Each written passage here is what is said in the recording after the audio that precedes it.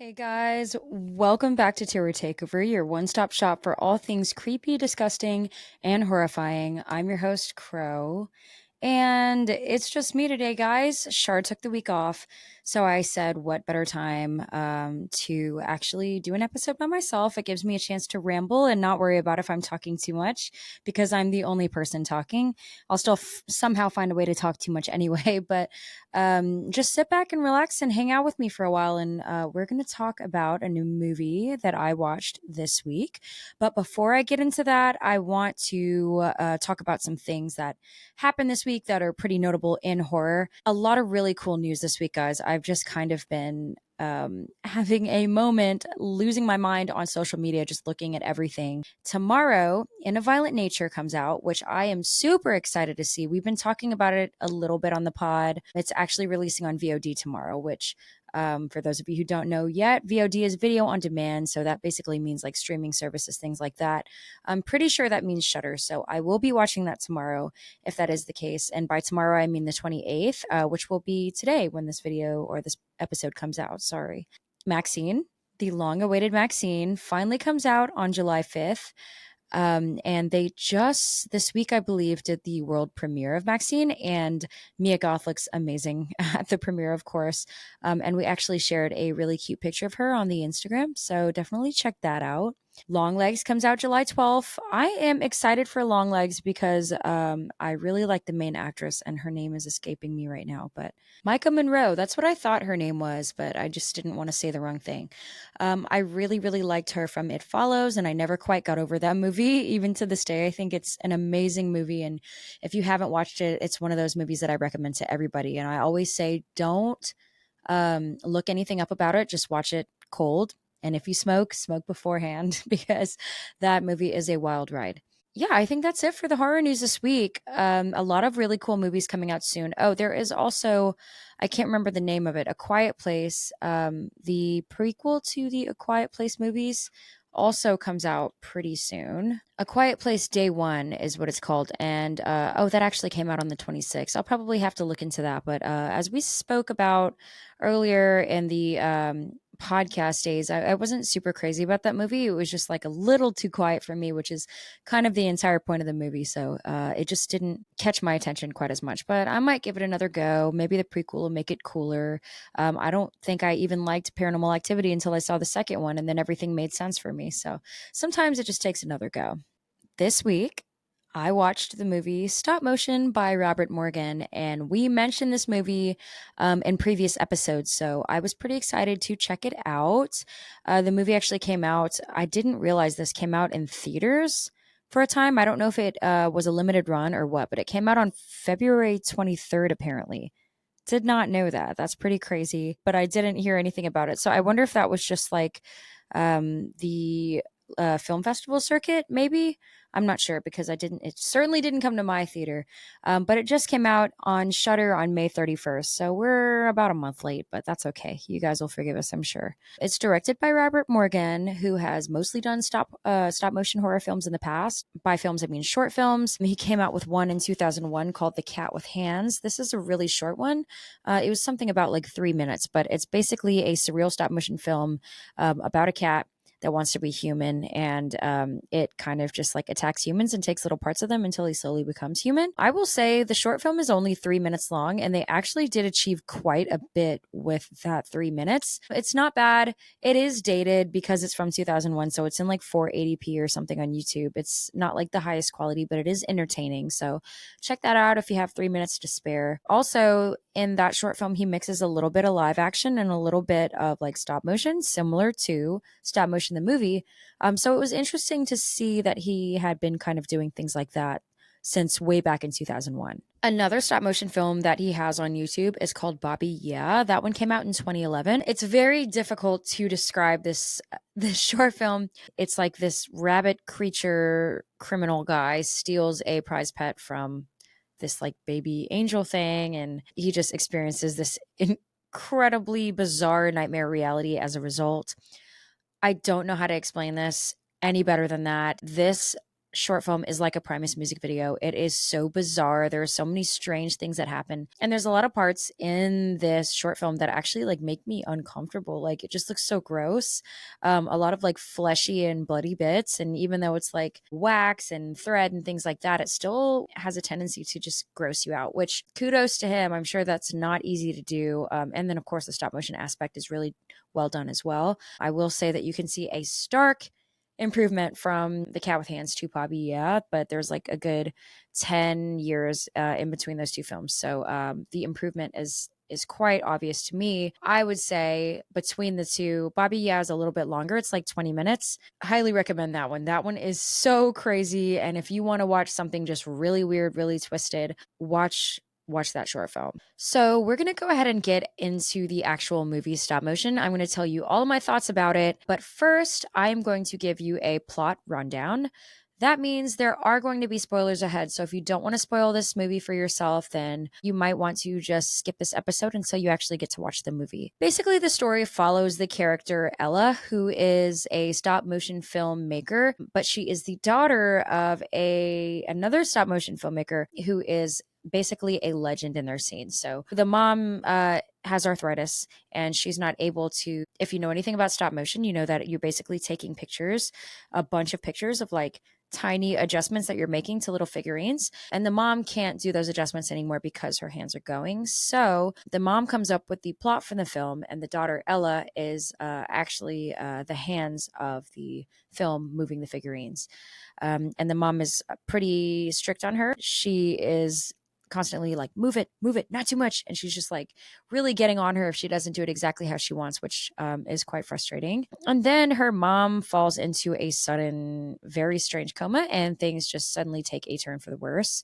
Ella initially intends to complete the mom's film, which is something about like a it's like some kind of Greek ancient Greek like Cyclops finds out that he dies or something in the future, and I don't know, it's just not a super interesting plot, but she's trying to do it anyway. And she ends up meeting this young girl in her apartment complex where she moves to try to find inspiration to actually complete the short film. And the young girl is just really strange, and she is telling her, hey, just get rid of this is a boring short film, just go ahead and do this one instead, about a girl who's being chased through the woods by some mysterious, dangerous man. Basically, the plot that she suggests, there is a strange creature called the Ashman that basically stalks this girl over the course of 3 nights, and each night something different happens. Well, basically, the Ashman draws nearer to the girl in the plot with each coming night. So basically, the first night, the Ashman sees the girl through the window of a bungalow that she's locked herself in order to try to escape him. Then on the second night, the Ashman touches her. We can get more into that later. And then it's kind of unclear to me what happens on the third night. So maybe that's just something I missed, but it didn't seem like it was ever explicitly stated. So that might be something that you want to decide for yourself. So in a dreamlike state, Ella abandons the previous project and finds that she started work. She basically passes out, wakes up, and sees on her computer that she started working on the short film that the little girl suggested. So it's all pretty creepy. It's all pretty paranormal feeling. Her boyfriend, all this while, is becoming more concerned about her behavior, the state of her living conditions, because he's coming into the apartment. It's just in shambles, and the disturbing nature of the film project, just because it's super creepy. The little figurines are really weird looking. They're made out of originally they're made out of mortician's wax, but eventually Ella starts choosing more unconventional materials to build her figurines. So she'll build them out of leftover steak. At some point she starts building things out of some tissue from a dead fox that the little girl finds in a forest, and then eventually human flesh, which we'll get onto a little bit later. In the middle of the film, Ella tries to kind of step away from the disturbing short film that she's working on and works with the boyfriend's sister, which she finds out has been stealing her ideas, and she's trying to pass them off as her own, trying to create her own like little horror short film. I don't really understand this part of the movie. It doesn't seem like it's super necessary. I'm sure that it's probably just there to kind of round out the plot a bit. It doesn't seem super necessary though. I feel like maybe there might have been a better way to tie that in. I'm not super sure. Eventually, the boyfriend and the sister attempt to kind of like stop what she's doing finally and drag her out of the apartment and get her to abandon the really creepy project that she's working on. But she ends up killing them both, with her bare hands as they attempt to remove her from the apartment well, not with her bare hands, as they attempt to remove her from her apartment complex, basically. And then the ending of the movie is a little bit ambiguous, in my opinion. I think that's where his love for surreal starts to come into the picture a little bit. Things start kind of switching in between claymation and, or I'm going to say, sorry, stop motion and real time. And it looks really cool. The visuals are super cool, but I don't super understand them. Oh my gosh, I forgot to mention. So, oh my gosh, I forgot to mention basically the things that are happening to the girl, the figurine girl in the stop motion film start happening to the actual animator Ella. So on the first night, the Ashman sees her through her window and she starts getting kind of freaked out, but she keeps making the film regardless. On the second night, he touches her, and when I say he touches her, it's basically him like reaching out, touching her face, and then putting like an egg, like a black egg, in her mouth. All of which it's kind of strange. All of which like doesn't fight against or anything. She's just kind of like there, just like letting him like put the egg in her mouth. But anyway, and then on the third night, it's strange. I don't want to like totally give it away because I do want you guys to check it out. But basically, the Ashman kind of like consumes a part of her, and then we see the egg actually cracking. All of which is symbolic of something else. It's not meant to be taken literally, I'm sure. And I did kind of look up other people's opinions on that. Then at the very end of the movie, after we already are kind of made to believe that Ella is potentially dead, she is now in a larger scale version of the bungalow that's in stop motion film. And then she crawls into a chest and the movie is like over. So I don't super understand the ending. Like I said, I think that's about where Robert Morgan's love for surrealism kind of comes in. It just kind of stops making sense around that part, which is fine. Doesn't necessarily have to be all ends are tied together, but it does seem to kind of come a little bit out of nowhere. So looking into it, it seemed like a lot of other people were also kind of disappointed by the ending. Some people have suggested that maybe the egg symbolizes trauma, that she's just choked down and then eventually it just rises to the surface and she's unable to contain it anymore.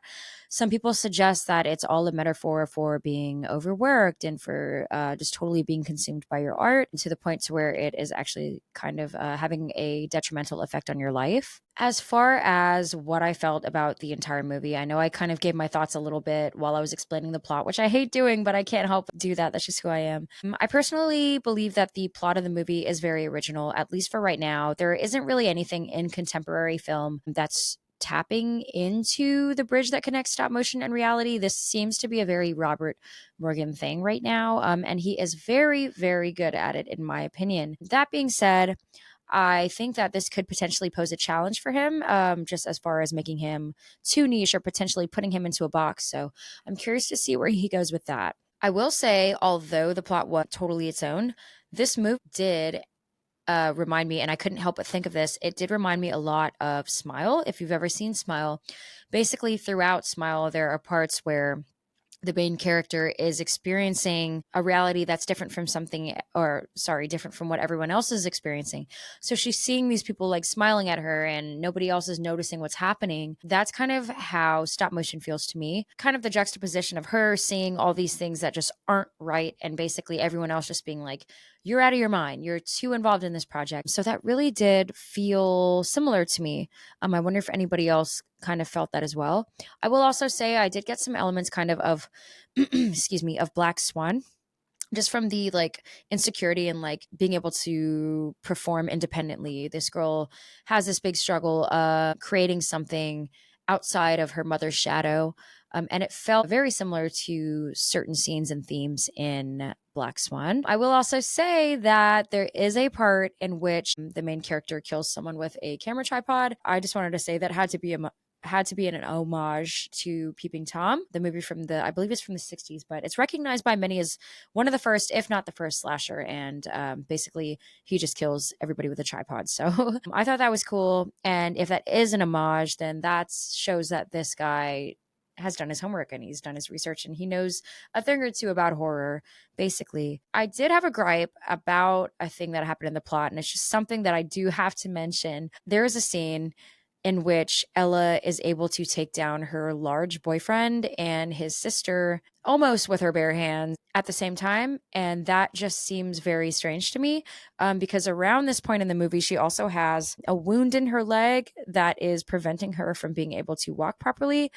So it just blows my mind that two healthy adults couldn't like subdue this woman. And the part where she kills her boyfriend, she literally just holds her hand over his mouth and nose, and he's just like laying there suffocating.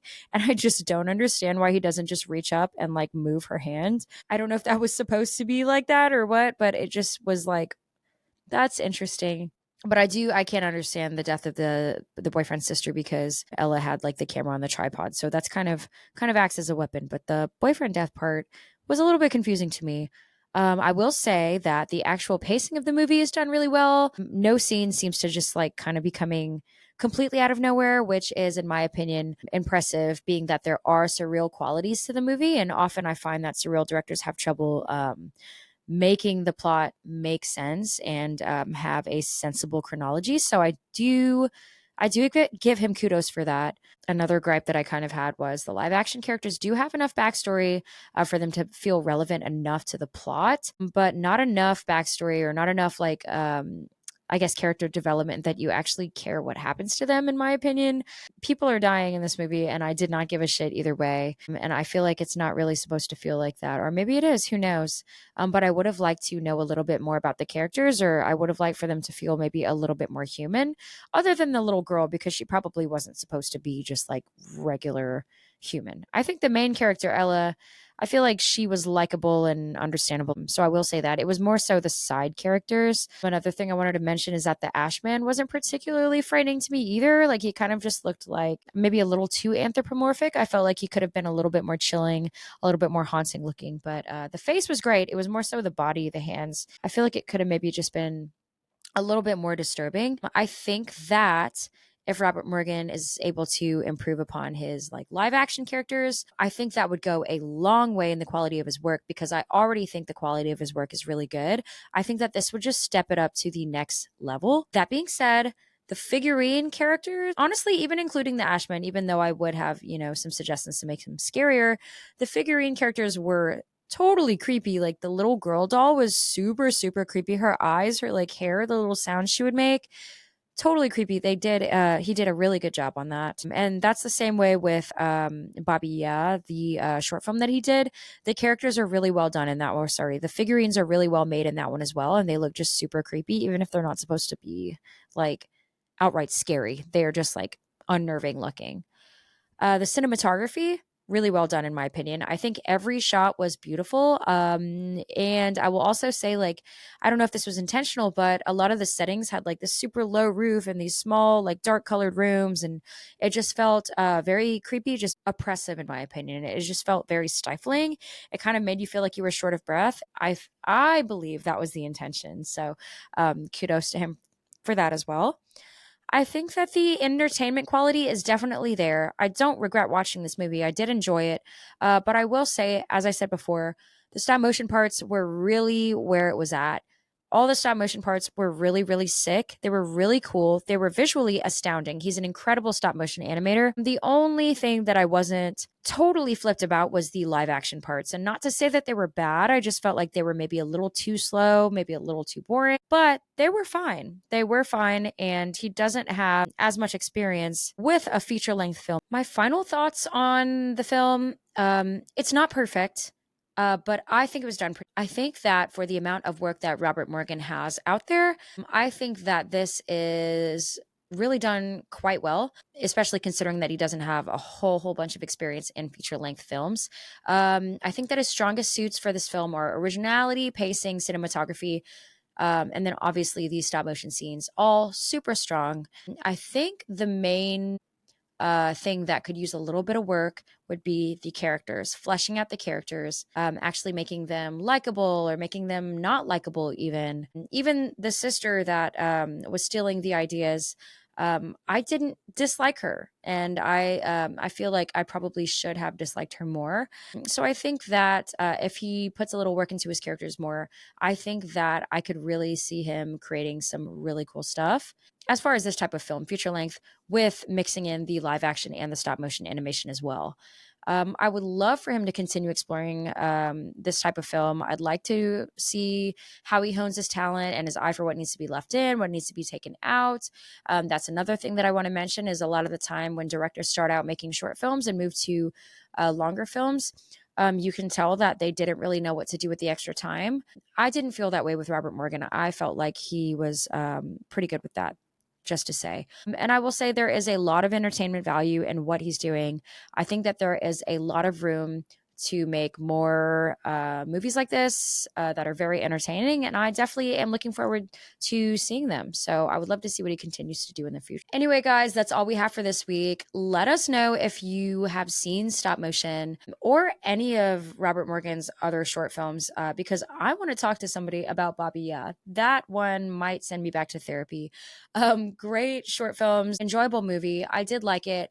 Would I suggest it? Yeah, sure. Was it my favorite movie I've seen in the past month? No, but that's okay. It doesn't have to be. Thank you so much. And we will be off next week because we are doing every other week now. Just a reminder.